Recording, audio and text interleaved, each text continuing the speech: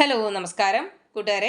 University L G S mains എഴുതുന്ന ഉദ്യോഗാർത്ഥികൾക്ക് പ്രയോജനപ്പെടുന്ന ക്ലാസ്സുകളുമായാണ് നമ്മൾ വന്നിരിക്കുന്നത്. ജീവശാസ്ത്രവും പൊതുജനാരോഗ്യവും എന്ന് പറയുന്ന ടോപ്പിക്കിലെ അടുത്തൊരു ക്ലാസ്സിലേക്ക് സ്വാഗതം.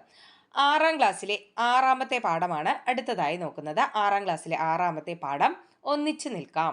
ഓക്കെ, ക്ലാസ്സിലോട്ട് കിടക്കാം. ഫസ്റ്റ് പോയിന്റ്, ഒരു ജീവി ജീവിക്കുന്ന പ്രകൃതിദത്തമായ ചുറ്റുപാട് അറിയപ്പെടുന്നത് ആവാസം എന്നാണ്. ഒരു ജീവി ജീവിക്കുന്ന പ്രകൃതിദത്തമായ ചുറ്റുപാട് അറിയപ്പെടുന്നത് ആവാസം. ജീവിയ ഘടകങ്ങളും അജീവീയ ഘടകങ്ങളും ഉൾപ്പെടുന്നതും അവയുടെ പരസ്പര ബന്ധത്തിലൂടെ നിലനിൽക്കുന്നതുമായ സംവിധാനമാണ് ആവാസ വ്യവസ്ഥ.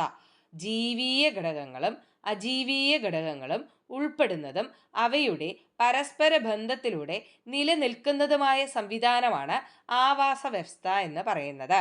അടുത്തത്, ഭക്ഷ്യശൃംഖലകളിലെ ആദ്യ കണ്ണി ഹരിത സസ്യങ്ങളാണ്.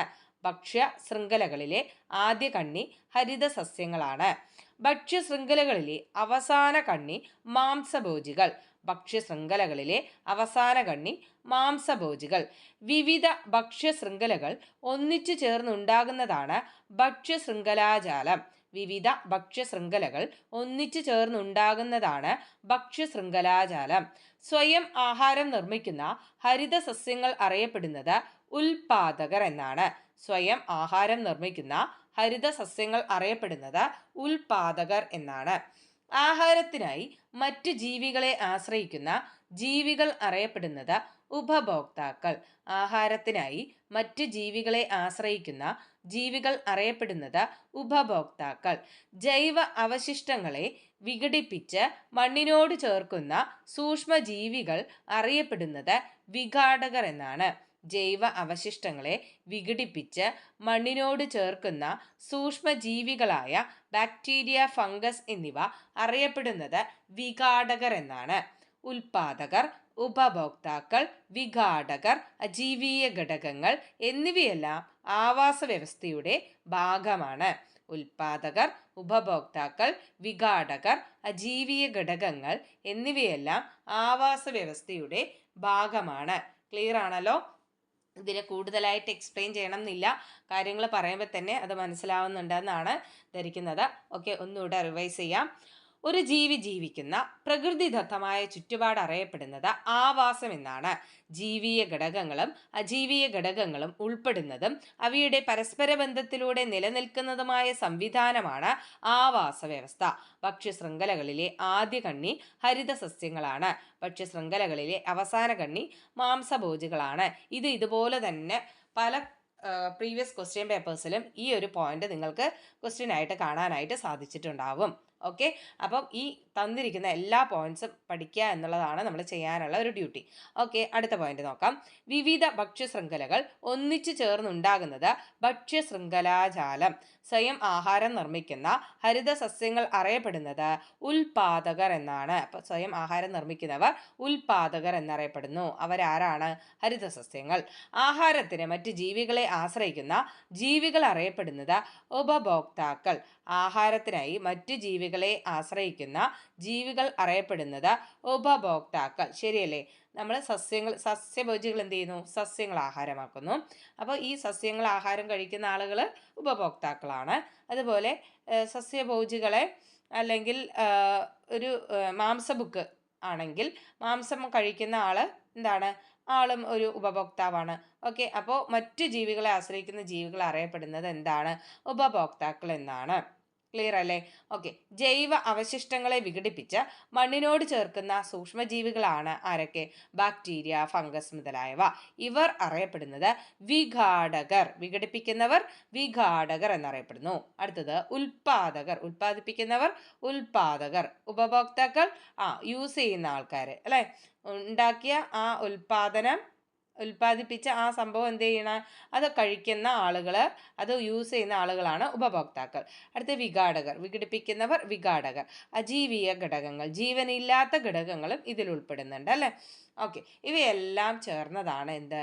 ആവാസ വ്യവസ്ഥ. ഇതെല്ലാം ആവാസ വ്യവസ്ഥയുടെ ഭാഗമാണ്. ക്ലിയർ ആണല്ലോ? ഓക്കെ, ഇത്രയേ ഉള്ളൂ, ഒരു കുഞ്ഞു ചാപ്റ്ററാണ്. അപ്പോൾ നമ്മൾ അടുത്തൊരു ചാപ്റ്ററിലോട്ട് നീങ്ങാണ്. 6ാം ക്ലാസ്സിലെ 10ാമത്തെ പാഠമാണ് രൂപത്തിനും ബലത്തിനും. 6ാം ക്ലാസ്സിലെ 10ാമത്തെ ചാപ്റ്ററാണ് രൂപത്തിനും ബലത്തിനും. നോക്കാം.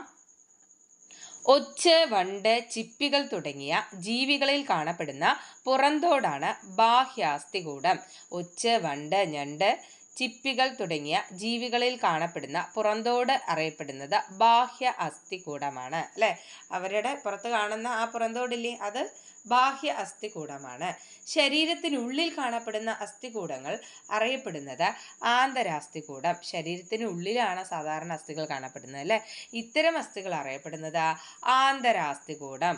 ആന്തരാസ്ഥികൂടം. ക്ലിയർ അല്ലേ? ഓക്കെ. നോക്കി, ഈ അസ്ഥികളുമായി ബന്ധപ്പെട്ട് തീർച്ചയായിട്ടും ഒരു ക്വസ്റ്റ്യൻ വന്നിരിക്കും, ഉറപ്പാണ്. വൃത്തിയായിട്ട് പഠിച്ചിരിക്കുക. ഓക്കെ, നമ്മൾ നോക്കാം. ബാഹ്യ അസ്ഥികൂടവും ആന്തരിക അസ്ഥികൂടവും കാണപ്പെടുന്ന ജീവികൾ ഏതെല്ലാം? ബാഹ്യ അസ്ഥികൂടവും ആന്തരിക അസ്ഥികൂടവും കാണപ്പെടുന്ന ജീവികളാണ് ആമ, ചിങ്കണ്ണി, മുതല തുടങ്ങിയവ. ആമ, ചിങ്കണ്ണി, മുതല തുടങ്ങിയവ ബാഹ്യ അസ്ഥികൂടവും ആന്തരിക അസ്ഥികൂടവും കാണപ്പെടുന്ന ജീവികളാണ്.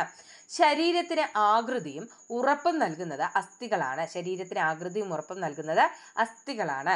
തലയോട്ടിയിൽ ചലന സ്വാതന്ത്ര്യമുള്ള ഒരേ ഒരു അസ്ഥിയാണ് കീഴ്ത്താടിയെല്ല്. വളരെ ഇമ്പോർട്ടൻ്റ് ആണ്. തലയോട്ടിയിൽ ചലന സ്വാതന്ത്ര്യമുള്ള ഒരേ ഒരു അസ്ഥിയാണ് കീഴ്ത്താടിയെല്ല്. ശരീരത്തിലെ ഏറ്റവും ബലമുള്ള എല്ലുകൾ കീഴ്ത്താടിയെല്ല്. ശരീരത്തിലെ ഏറ്റവും ബലമുള്ള എല്ലുകൾ കീഴ്ത്താടിയെല്ലിനാണ്. മനുഷ്യ ശരീരത്തിലെ ഏറ്റവും വലിയ അസ്ഥി തുടയെല്ല്. മനുഷ്യ ശരീരത്തിലെ ഏറ്റവും വലിയ അസ്ഥി ഏതാണ്? തുടയെല്ല്. PYQ ആണ്, എല്ലാം PYQ ആണ് കേട്ടോ, ഒന്നും വിട്ടുകളയാനില്ല. വൃത്തിയായി പഠിക്കണേ. ഓക്കെ, മനുഷ്യ ശരീരത്തിലെ ഏറ്റവും വലിയ അസ്ഥി ഏതാന്നാ പറഞ്ഞേ? തുടയെല്ല്. മനുഷ്യ ശരീരത്തിലെ ഏറ്റവും ചെറിയ അസ്ഥി സ്റ്റേപ്പീസ്. ചെറിയ അസ്ഥി സ്റ്റേപ്പീസ്. മനുഷ്യ ശരീരത്തിലെ ഏറ്റവും ചെറിയ അസ്ഥി സ്റ്റേപ്പീസ്. ജനിക്കുന്ന സമയത്ത് ശരീരത്തിലെ അസ്ഥികൾ എത്ര? കുഞ്ഞുങ്ങളിലെ അസ്ഥികൾ എത്രയാണ്? 300 എണ്ണം അല്ലെ. ഏകദേശം 300 അസ്ഥികളാണ് ജനിക്കുന്ന സമയത്ത് ഒരാളുടെ ശരീരത്തിലുള്ളത് അല്ലെ. ഒരു കുഞ്ഞിൻ്റെ ശരീരത്തിൽ എത്രയാണുള്ളത്? 300 അസ്ഥികൾ. ജനിക്കുന്ന സമയത്ത് ശരീരത്തിലെ അസ്ഥികൾ ഏകദേശം 300. പ്രായപൂർത്തിയായ ഒരാളുടെ അസ്ഥികളുടെ എണ്ണം 206. പ്രായപൂർത്തിയായ ഒരാളുടെ അസ്ഥികളുടെ എണ്ണം 206. നോക്കാം, ഒരു ടേബിൾ തന്നിട്ടുണ്ട്. അസ്ഥികളുടെ എണ്ണം നോക്കാം. തലയോട്ടിലെ അസ്ഥികളുടെ എണ്ണം 22. തലയോട്ടിലെ അസ്ഥികളുടെ എണ്ണം 22. വാരിയെല്ല് 24. ഓരോ കാലിലെയും അസ്ഥികൾ 30 വീതം. ഓരോ കാലിലും 30 വീതം. അരക്കെട്ട് 2 അസ്ഥി. നട്ടെല്ല് 33 കശേരുക്കൾ. നട്ടെല്ലിൽ എത്ര കശേരുക്കളാണ്? 33 കശേരുക്കൾ. ഓരോ കൈയിലും 30 കശേരുക്കൾ വീതം. ഓരോ കൈയിലും 30 കശേരുക്കൾ വീതം. മാറില് 1. ക്ലിയർ ആണോ? ഒന്നുകൂടെ പറയട്ടെ. തലയോട് 22, വാരിയെല്ല് 24, ഓരോ കാലിലും 30, അരക്കെട്ട് 2, നട്ടെല്ല് 33, ഓരോ കൈയിലും 30, മാറില് 1. കിട്ടിയോ? നോക്കാം അടുത്തത്. മൂക്ക്, ചെവി എന്നിവയിൽ കാണപ്പെടുന്ന മൃദുവായ അസ്ഥികളാണ് തരുണാസ്ഥികൾ. എന്താണ്? മൂക്ക്, ചെവി എന്നിവയിൽ കാണപ്പെടുന്ന മൃദുവായ അസ്ഥികൾ തരുണാസ്ഥികൾ. അസ്ഥികൾ തമ്മിൽ ബന്ധിപ്പിക്കുന്നത് അസ്ഥിസന്ധികളാണ് അല്ലെ. അസ്ഥികൾ തമ്മിൽ ബന്ധിപ്പിക്കുന്നത് എന്താണ്? അസ്ഥിസന്ധികൾ അഥവാ ജോയിൻസ്. ഏറ്റവും കൂടുതൽ ചലന സ്വാതന്ത്ര്യമുള്ള അസ്ഥിയാണ് ഗോളരസന്ധി. ഏറ്റവും കൂടുതൽ ചലന സ്വാതന്ത്ര്യമുള്ള അസ്ഥി ഏതാണ്? ഗോളരസന്ധി. അപ്പോൾ ഗോളരസന്ധിക്ക് ഉദാഹരണം ഏതാണ്? തോളിലെ സന്ധി, ഇടുപ്പിലെ സന്ധി, തോളെല്ല് സന്ധിയുമാണ് എന്താണ്? ചലന സ്വാതന്ത്ര്യമുള്ള അസ്ഥികൾ. അടുത്തത് വിജാഗിരി പോലെ ഒരു ഭാഗത്തേക്ക് മാത്രം ചലിപ്പിക്കാൻ കഴിയുന്ന സന്ധിയാണ് വിജാഗിരി സന്ധി. വിജാഗിരി പോലെ ഒരു ഭാഗത്തേക്ക് മാത്രം ചലിപ്പിക്കാൻ കഴിയുന്ന സന്ധിയാണ് വിജാഗിരി സന്ധി. വിജാഗിരി സന്ധിക്ക് ഉദാഹരണമാണ് കൈമുട്ട്, കാൽമുട്ട് എന്നിവ. വിജാഗിരി സന്ധിക്ക് ഉദാഹരണം കൈമുട്ട്, കാൽമുട്ട്. ഒരു അസ്ഥി മറ്റൊന്നിൽ ഇരുദിശകളിലേക്കും തിരിയാൻ കഴിയുന്ന സന്ധിയാണെങ്കിൽ അതിനെ കീലസന്ധി എന്ന് പറയും. ഒരു അസ്ഥി മറ്റൊന്നിൽ ഇരുദിശകളിലേക്കും തിരിയാൻ കഴിയുന്ന സന്ധിയാണെങ്കിൽ അതിനെ കീലസന്ധി എന്ന് പറയുന്നു. മനസ്സിലാവുന്നുണ്ടോ? ഓക്കെ, അപ്പോൾ കീലസന്ധിക്ക് ഉദാഹരണം ഏതാണ്? കഴുത്ത് കീലസന്ധിക്ക് ഉദാഹരണമാണ്. ഇരുദിശകളിലേക്കും ചലിപ്പിക്കാൻ കഴിയും. ഓക്കെ, തലയോടും നട്ടെല്ലിൻ്റെ മുകൾ ഭാഗവും ചേരുന്ന ഭാഗമാണേത്? കഴുത്ത് അല്ലേ. അപ്പോൾ അസ്ഥി ഒടിയുന്നത് അറിയപ്പെടുന്നത് അസ്ഥിഭംഗം ചോദിച്ചിട്ടുണ്ട്. വായിക്കൂ. അസ്ഥി ഒടിയുന്നത് അസ്ഥിഭംഗം. അസ്ഥി ഒടിയുന്നത് അസ്ഥിഭംഗം. അസ്ഥികൾ സ്ഥാനം തെറ്റുന്നത് സ്ഥാനഭ്രംശം. അസ്ഥികൾ സ്ഥാനം തെറ്റുന്നത് സ്ഥാനഭ്രംശം. അസ്ഥികളുടെ കാഠിന്യത്തിന് കാരണം കാൽസ്യം ഫോസ്ഫേറ്റ്. അസ്ഥികളുടെ കാഠിന്യത്തിന് കാരണം കാൽസ്യം ഫോസ്ഫേറ്റ്. കൈകാലുകളിലെ ഒടിവുള്ള എല്ല് നിശ്ചലമാക്കി വെക്കാൻ സഹായകമാവുന്നത് സ്പ്ലിന്റ് ആണ്. നമ്മൾ കണ്ടിട്ടില്ലേ? കയ്യോ കാലൊക്കെ ഒടിഞ്ഞു കഴിഞ്ഞാൽ അത് നിവർത്തി വെച്ചൊരു എന്താ പറയുക, ബാൻഡൊക്കെ ഇട്ട് തരും അല്ലേ? അതിനെ നിവർത്തി വയ്ക്കാൻ സഹായിക്കുന്ന ഒരു തകിടുകളുണ്ടല്ലോ, മരമോ പ്ലാസ്റ്റിക്കോ ലോഹമോ ഒക്കെ കൊണ്ടുള്ള തകിടുകൾ. ഇവ അറിയപ്പെടുന്നതാണ് സ്പ്ലിന്റ് എന്ന്. കൈകാലുകളിലെ ഒടിവുള്ള എല്ല് നിശ്ചലമാക്കി വയ്ക്കാൻ സഹായകമാവുന്നത് സ്പ്ലിന്റ് ആണ്. മരം, പ്ലാസ്റ്റിക്, ലോഹം എന്നിവയിൽ ഏതെങ്കിലും കൊണ്ട് നിർമ്മിച്ച ഉറപ്പുള്ള താങ്ങു പലകയാണ് സ്പ്ലിന്റ്. അപ്പം എന്താണ് സ്പ്ലിന്റ്? ഒരു താങ്ങു പലകയാണ്. എന്തെല്ലാം ഉപയോഗിക്കാം? മരം കൊണ്ടോ പ്ലാസ്റ്റിക് കൊണ്ടോ ലോഹം കൊണ്ടോ ഒക്കെ നിർമ്മിച്ചിട്ടുള്ള ഒരു താങ്ങു പലകയാണ് സ്പ്ലിന്റ് എന്നറിയപ്പെടുന്നത്. ഓക്കെ, ഇതുവരെ ക്ലിയർ ആണോ? എളുപ്പമല്ലേ? ഓക്കെ, ചെറിയ കുഞ്ഞു ചാപ്റ്റർ ആണ്. ഇപ്പൊ വൃത്തിയായി പഠിച്ചു പോവുക. ഒന്ന് റിവൈസ് ചെയ്യാം.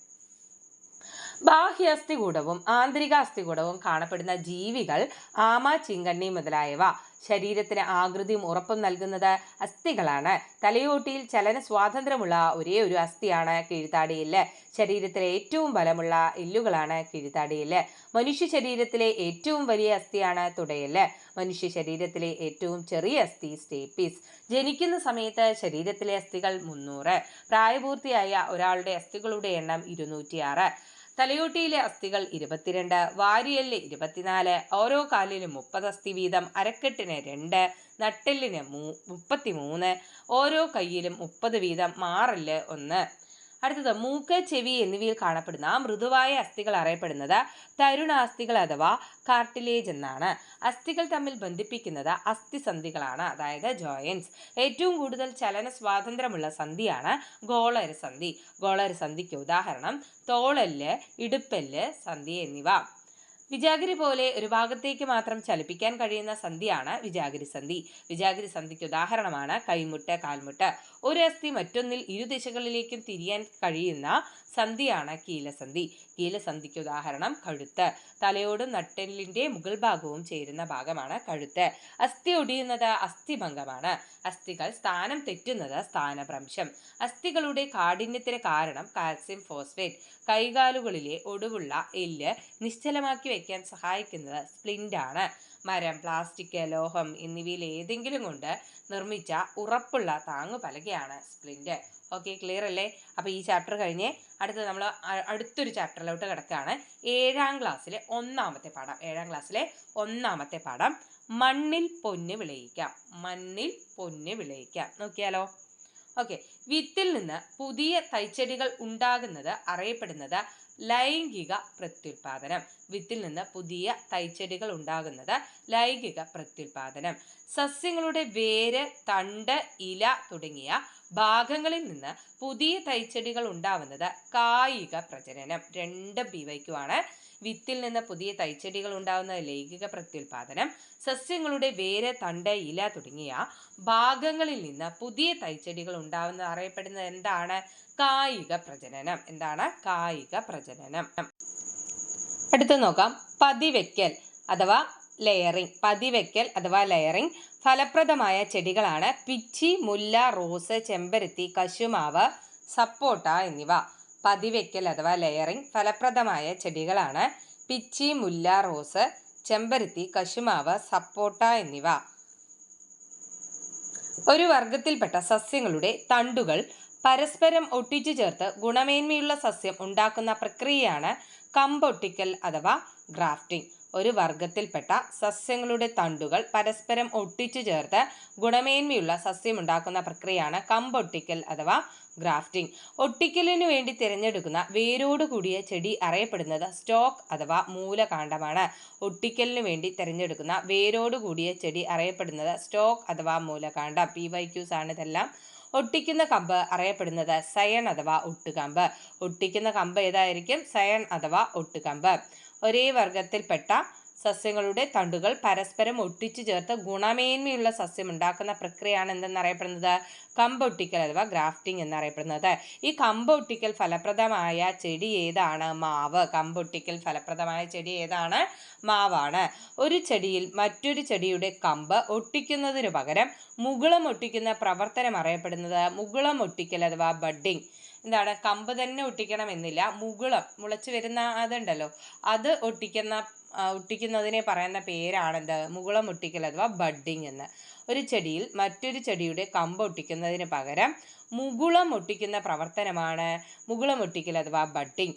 ഒരു പൂച്ചെടിയിൽ പല നിറം പൂക്കൾ ഉണ്ടാകുന്നതിന് ഉപയോഗിക്കുന്ന രീതിയാണ് മുകുളം ഒട്ടിക്കൽ. ഒരു ചെടിയിൽ പല നിറം പൂക്കൾ ഉണ്ടാകുന്നതിന് ഉപയോഗിക്കുന്ന രീതി ഏത്? ചോദിക്കാം.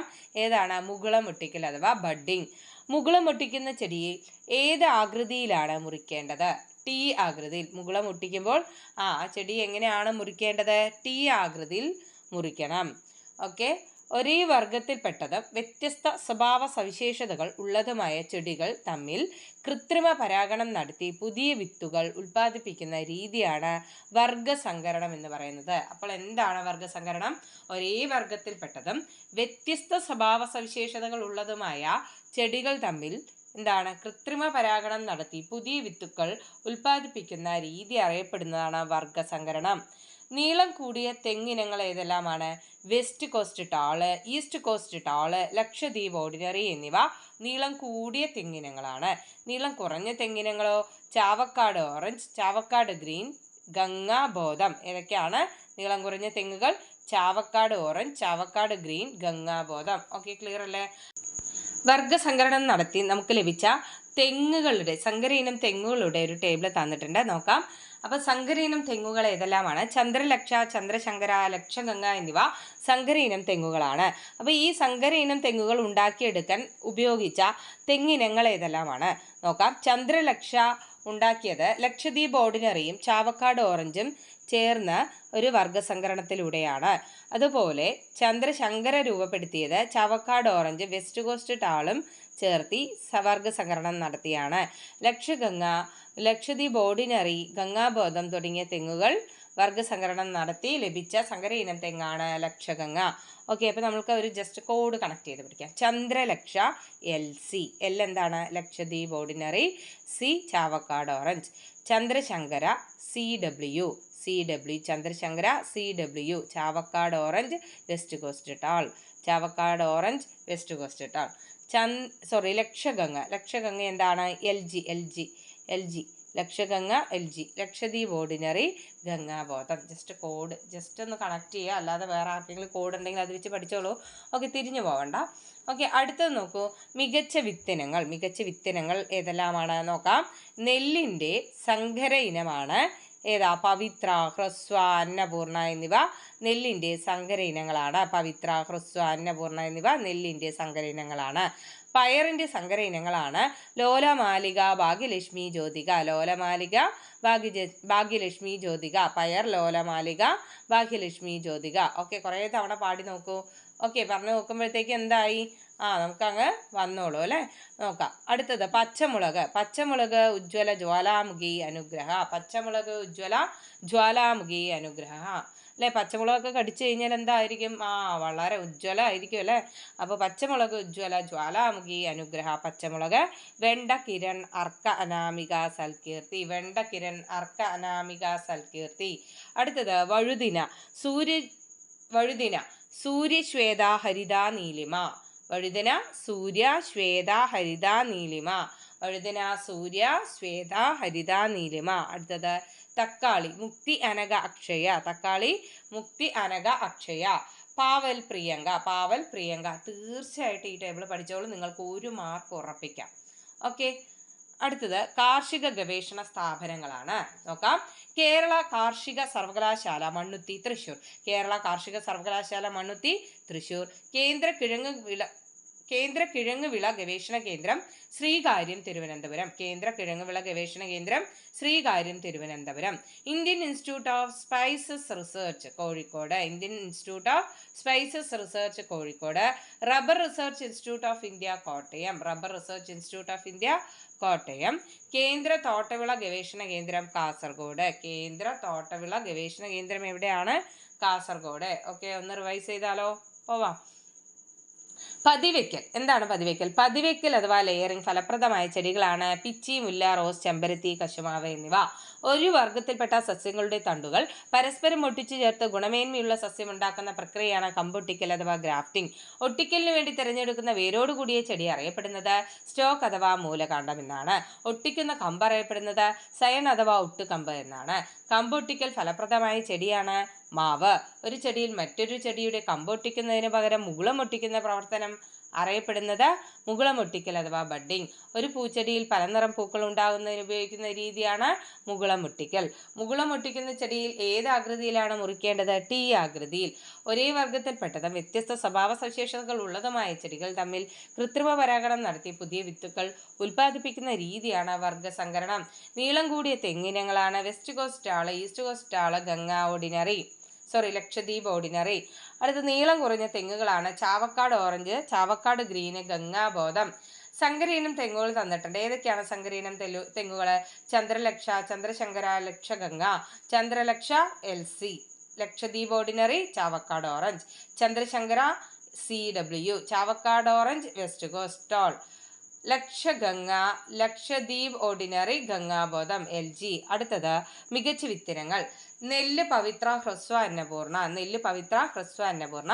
പയർ ലോല മാലിക, ഭാഗ്യലക്ഷ്മി, ജ്യോതിക, പയർ ലോല മാലിക, ഭാഗ്യലക്ഷ്മി, ജ്യോതിക. പച്ചമുളക് ഉജ്ജ്വല, ജ്വാലാമുഖി, അനുഗ്രഹ, പച്ചമുളക് ഉജ്ജ്വല, ജ്വാലാമുഖി, അനുഗ്രഹ.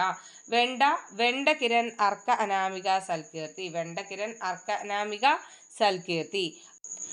വഴുതിന സൂര്യശ്വേത, ഹരിത നീലിമ, വഴുതിന സൂര്യശ്വേത, ഹരിത നീലിമ.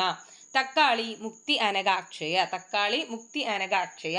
പാവൽ പ്രിയങ്ക, പാവൽ പ്രിയങ്ക. കാർഷിക ഗവേഷണ സ്ഥാപനങ്ങൾ. കേരള കാർഷിക സർവകലാശാല മണ്ണുത്തി തൃശൂർ, കേന്ദ്ര കിഴങ്ങ് ഗവേഷണ കേന്ദ്രം Sreekaryam Thiruvananthapuram, Indian institute of spice research Kozhikode, rubber research institute of India Kottayam, കേന്ദ്ര തോട്ടവിള ഗവേഷണ കേന്ദ്രം കാസർഗോഡ്. ക്ലിയർ അല്ലേ? ഒരു ചെടിയുടെ കോശത്തിൽ നിന്നോ ഒരു കൂട്ടം കോശങ്ങളിൽ നിന്നോ ചെടികൾ വളർത്തിയെടുത്ത പുതിയ തലമുറയെ ഉൽപ്പാദിപ്പിക്കുന്ന പ്രവർത്തനമാണ് ടിഷ്യൂ കൾച്ചർ. ഒരു ചെടിയുടെ കോശത്തിൽ നിന്നോ ഒരു കൂട്ടം കോശങ്ങളിൽ നിന്നോ ചെടികൾ വളർത്തിയെടുത്ത പുതിയ തലമുറയെ ഉൽപ്പാദിപ്പിക്കുന്ന പ്രവർത്തനമാണ് ടിഷ്യൂ കൾച്ചർ. ഒരു ചെടിയിൽ നിന്ന് അതിൻ്റെ സവിശേഷതകളുള്ള നൂറുകണക്കിന് തൈകൾ ഉൽപ്പാദിപ്പിക്കാൻ ഉപയോഗിക്കുന്ന രീതിയാണ് ടിഷ്യൂ കൾച്ചർ. ഒരു ചെടിയിൽ നിന്ന് അതിൻ്റെ സവിശേഷതകളുള്ള നൂറുകണക്കിന് തൈകൾ ഉൽപ്പാദിപ്പിക്കാൻ ഉപയോഗിക്കുന്ന രീതിയാണ് ടിഷ്യൂ കൾച്ചർ. പ്രധാന വിളകൾക്കിടയിൽ അവയ്ക്ക് ദോഷം വരാത്ത രീതിയിൽ കൃഷി ചെയ്യുന്ന ഹ്രസ്വകാല വിളകൾ അറിയപ്പെടുന്നത് ഇടക്കാല വിളകൾ അല്ലെങ്കിൽ ഇടവിളകൾ. പ്രധാന വിളകൾക്കിടയിൽ അവയ്ക്ക് ദോഷം വരാത്ത രീതിയിൽ കൃഷി ചെയ്യുന്ന ഹ്രസ്വകാല വിളകൾ അറിയപ്പെടുന്നത് ഇടവിളകൾ എന്നാണ്. എന്താണ്? നോക്കൂ, നമ്മൾ വാഴയൊക്കെ വെച്ച് പിടിപ്പിക്കില്ലേ? ആ വാഴയ്ക്കിടയിൽ നമ്മൾ പയർ അല്ലെങ്കിൽ വെണ്ട പോലുള്ള ഇടവിളകൾ കൃഷി ചെയ്യാറുണ്ട് അല്ലേ? അതാണ് പറയുന്നത്. അതുപോലെ ഒരു കൃഷിക്ക് ശേഷം അതേ കൃഷി തന്നെ ആവർത്തിക്കാതെ മറ്റൊരു വിള കൃഷി ചെയ്യുന്നത് അറിയപ്പെടുന്നതാണ് വിളപര്യയം. നോക്കൂ, നമ്മൾ നെല്ല് കൃഷി ചെയ്ത പാടത്ത് കുറച്ച് കഴിയുമ്പോൾ നമ്മൾ വാഴ വെക്കുകയാണ് അല്ലെങ്കിൽ വേറെ എന്തെങ്കിലും കൃഷിയാണ് ചെയ്യുന്നതെന്നുണ്ടെങ്കിൽ അമരയോ കയ്പയോ അല്ലെങ്കിൽ പച്ചക്കറി ഏതാണെങ്കിലും ചെയ്യുന്നതെന്നുണ്ടെങ്കിൽ എന്ത് സംഭവിക്കും? അതിന് വീണ്ടും ആ മണ്ണ് വീണ്ടും എന്താണ് ഫലപുഷ്ടിപ്പെടും അല്ലേ? അങ്ങനെ ഒരു കൃഷിക്ക് ശേഷം അതേ കൃഷി തന്നെ ആവർത്തിക്കാതെ മറ്റൊരു വിള കൃഷി ചെയ്യുന്നത് അറിയപ്പെടുന്നതാണ് വിളപര്യയം. ചോദിച്ചിട്ടുണ്ട് PYQ. വിളപര്യയം. സസ്യങ്ങളുടെ വളർച്ചയ്ക്ക് ആവശ്യമായ പ്രധാന മൂലകം ഏതാണ്? നൈട്രജനാണ്. സസ്യങ്ങളുടെ വളർച്ചയ്ക്ക് ആവശ്യമായ ഒരു പ്രധാന മൂലകമാണ് നൈട്രജൻ. സസ്യങ്ങൾക്ക് നൈട്രജൻ ലഭിക്കുന്നത് നൈട്രേറ്റ് രൂപത്തിലാണ്. സസ്യങ്ങൾക്ക് നൈട്രജൻ ലഭിക്കുന്നത് നൈട്രേറ്റ് രൂപത്തിൽ. അന്തരീക്ഷ നൈട്രജനെ നൈട്രേറ്റ് ആക്കി മാറ്റാൻ കഴിവുള്ള ബാക്ടീരിയയാണ് റൈസോബിയം. അന്തരീക്ഷ നൈട്രജനെ നൈട്രേറ്റ് ആക്കി മാറ്റാൻ കഴിവുള്ള ബാക്ടീരിയ റൈസോബിയം. റൈസോബിയം കാണപ്പെടുന്ന ചെടികൾ പയർ, തൊട്ടാവാടി, മുതിര, ഉഴുന്ന്, കൊഴിഞ്ഞിൽ. ഇതാണ് റൈസോബിയം കാണപ്പെടുന്ന ചെടികൾ പയർ, തൊട്ടാവാടി, മുതിര, ഉഴുന്ന്, കൊഴിഞ്ഞിൽ. ജപ്പാൻകാരനായ ജൈവ കൃഷി ഗവേഷകനാണ് മസനോബ ഫുക്കുവോക്ക. ജപ്പാൻകാരനായ ജൈവ കൃഷി ഗവേഷകൻ ആരാണ്? മസനോബ ഫുക്കുവോക്ക. ജൈവ കീടനാശിനികൾക്ക് ഉദാഹരണമാണ് പുകയില കഷായം, വേപ്പിൻ പിണ്ണാക്ക്, വേപ്പെണ്ണ, എമർഷൻ. എന്താണ്? ജൈവ കീടനാശിനികൾക്ക് ഉദാഹരണങ്ങളാണ് പുകയില കഷായം, വേപ്പിൻ പിണ്ണാക്ക്, വേപ്പെണ്ണ, എമർഷൻ. ജൈവ വളങ്ങൾ ഏതെല്ലാമാണ്? ചാണകം, പച്ചിലവളം, കമ്പോസ്റ്റ് വളം, മത്സ്യവളം, കോഴിക്കാഷ്ടം, ആട്ടിൻകാഷ്ടം, എല്ലുപൊടി എന്നിവ ജൈവ വളങ്ങളാണ്. ചാണകം, പച്ചിലവളം, കമ്പോസ്റ്റ് വളം, മത്സ്യവളം, കോഴിക്കാഷ്ടം, ആട്ടിൻകാഷ്ടം, എല്ലുപൊടി എന്നിവ ജൈവവളങ്ങൾക്ക് ഉദാഹരണമാണ്. ജലം തുള്ളിതുള്ളിയായി കൃത്യമായ ഇടവേളകളിൽ ചെടിയുടെ ചുവട്ടിലേക്ക് എത്തിക്കുന്ന രീതി അറിയപ്പെടുന്നത് തുള്ളിനന എന്നാണ്. ജലം തുള്ളിതുള്ളിയായി കൃത്യമായ ഇടവേളകളിൽ ചെടിയുടെ ചുവട്ടിലേക്ക് എത്തിക്കുന്ന രീതിയാണ് തുള്ളിനന. ഇന്ത്യയിൽ കൃഷി ചെയ്യുന്ന പ്രധാന വിള പരുത്തി. ഇന്ത്യയിൽ കൃഷി ചെയ്യുന്ന പ്രധാന വിള ഏതാണ്? പ്രധാന നാരുവിളയാണ് പരുത്തി, നാരുവിള. ലോകത്തെ ഏറ്റവും അധികം ചണം ഉൽപ്പാദിപ്പിക്കുന്ന രാജ്യമാണ് ഇന്ത്യ. ലോകത്തെ ഏറ്റവും അധികം ചണം ഉൽപ്പാദിപ്പിക്കുന്ന രാജ്യം ഇന്ത്യ. ഒരുപാട് തവണ ചോദിച്ചിട്ടുണ്ട് PYQ. ചണനാരുകൾ ലഭിക്കുന്നത് ചണച്ചെടിയുടെ തണ്ടിൽ നിന്നാണ്. ചണനാരുകൾ ലഭിക്കുന്നത് ചണച്ചെടിയുടെ തണ്ടിൽ നിന്ന്. ചാക്കുനൂൽ നിർമ്മിക്കാൻ ഉപയോഗിക്കുന്നത് ചണമാണ്. ചാക്കുനൂൽ നിർമ്മിക്കാൻ ഉപയോഗിക്കുന്നത് ചണമാണ്. കയർ ഉൽപ്പാദിപ്പിക്കാൻ ഉപയോഗിക്കുന്നത് നാളികേരത്തിൻ്റെ തൊണ്ട്. ഒന്നിലധികം മേഖലകളെ പരസ്പരം ബന്ധിപ്പിക്കുന്ന കൃഷിരീതിയാണ് സംയോജിത കൃഷിരീതി. സംയോജിത കൃഷിരീതിക്ക് ഉദാഹരണമാണ് കൃഷിയും കന്നുകാലി വളർത്തലും, താറാവ് വളർത്തലും, മത്സ്യം വളർത്തലും. കൃഷിയും കന്നുകാലി വളർത്തലും, താറാവ് വളർത്തലും, മത്സ്യ വളർത്തലും സംയോജിത കൃഷി രീതിക്ക് ഉദാഹരണമാണ്. ക്ലിയർ ആണല്ലോ? ഓക്കെ, അപ്പം നമ്മുടെ ഈ ചാപ്റ്റർ കംപ്ലീറ്റ് ആയിരിക്കണം കേട്ടോ. ചാപ്റ്റർ കംപ്ലീറ്റ് ആയി. അപ്പം നമ്മൾ അടുത്ത ചാപ്റ്റേഴ്സുമായിട്ട് അടുത്ത ക്ലാസ്സിൽ കാണാം. നന്നായി പഠിക്കുക. Okay, thank you.